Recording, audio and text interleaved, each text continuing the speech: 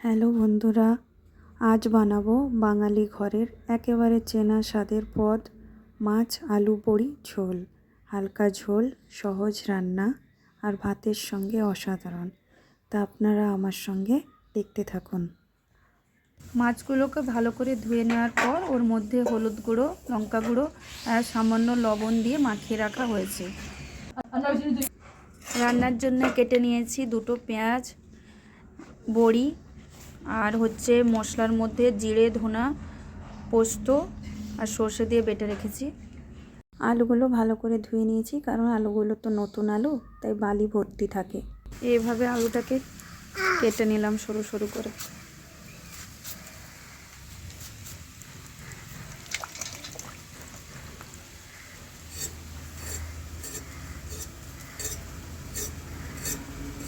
আলুগুলো আমার সব কাটা হয়ে গেছে।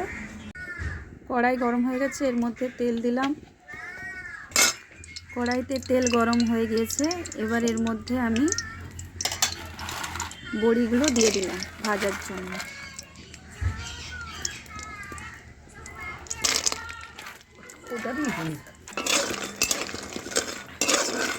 একটু হালকা লাল লাল হয়ে যাওয়া পর্যন্ত বড়িগুলো ভেজে নেব।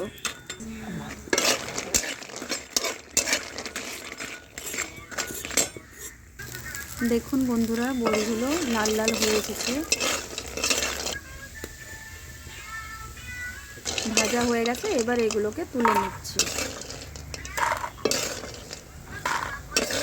এরপর কড়া তো গরমই আছে, এর মধ্যে তেল দিয়ে দিলাম। তেলটা গরম হয়ে গেছে, সামান্য লবণ দিলাম যাতে মাছগুলো না জড়িয়ে যায় ভাজার সময়। এবার একে একে করে মাছগুলো দিয়ে দিচ্ছি ভাজার জন্য।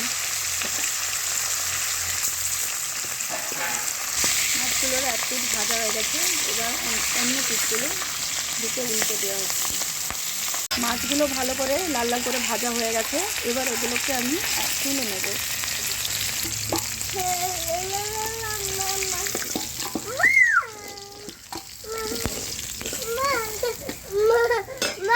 তুলে রাখলাম।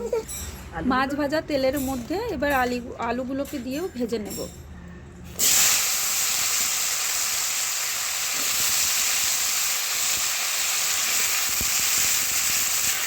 ভাজার জন্য আলুর মধ্যে 1 চামচ হলুদ, 1 চামচ লবণ দিয়ে ভালো করে মাখিয়ে ওটাকে আলুগুলোকে ভেজে নেব।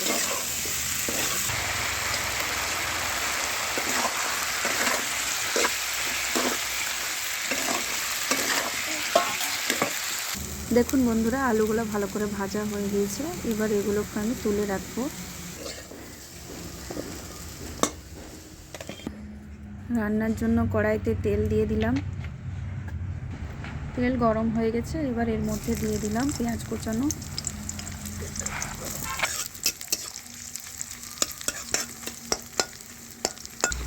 এরপর পেঁয়াজটাকে ভালো করে ভেজে নেব।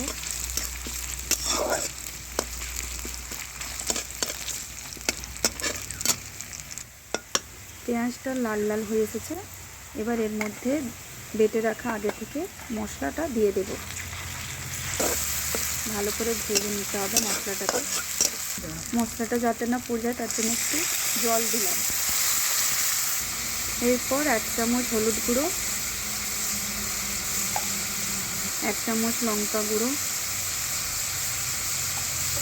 দিয়ে ভালো করে কষিয়ে নিতে হবে। দেখুন বন্ধুরা, মশলা থেকে তেল বেরিয়ে এসছে, তার মানে এই মশলাটা ভালোভাবে কষিয়ে নেওয়া হয়েছে। এবার বন্ধুরা, মশলার ওপর আগে থেকে ভেজে রাখা আলুগুলো দিয়ে কষিয়ে নেব।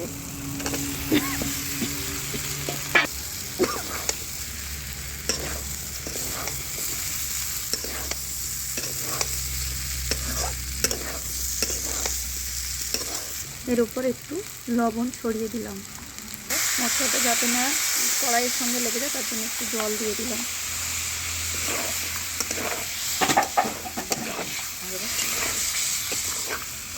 আলুগুলো ভালো করে কষানো হয়ে গেছে। এবারে এর মধ্যে একটু গরম করে রাখা জল দিয়ে দেবো।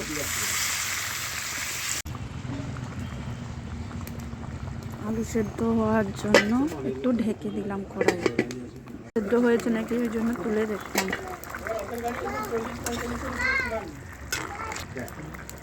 আলুগুলো এবার সেদ্ধ হয়ে এসছে। এবার এর মধ্যে ভেজে রাখা বড়িগুলো দিয়ে দেবো। এর ওপর ভেজে রাখা মাছগুলো দিয়ে দিলাম।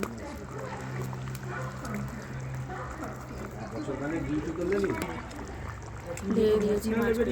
এবার একটু ফুটে যাক। দেখুন বন্ধুরা, আমার রান্না হয়ে গিয়েছে। এবার আমি তরকারিটাকে নামিয়ে নেব। দেখুন কত সহজ পদ্ধতিতে মাছ আলু বড়ির ঝোল হয়ে গেল। আপনারাও আমার পদ্ধতিতে রান্না করুন, দেখবেন আপনাদেরও খুব ভালো লাগবে। আর যদি আপনারা আমার ভিডিও আরও দেখতে চান তাহলে আমায় লাইক, কমেন্ট অ্যান্ড সাবস্ক্রাইব করতে ভুলবেন না।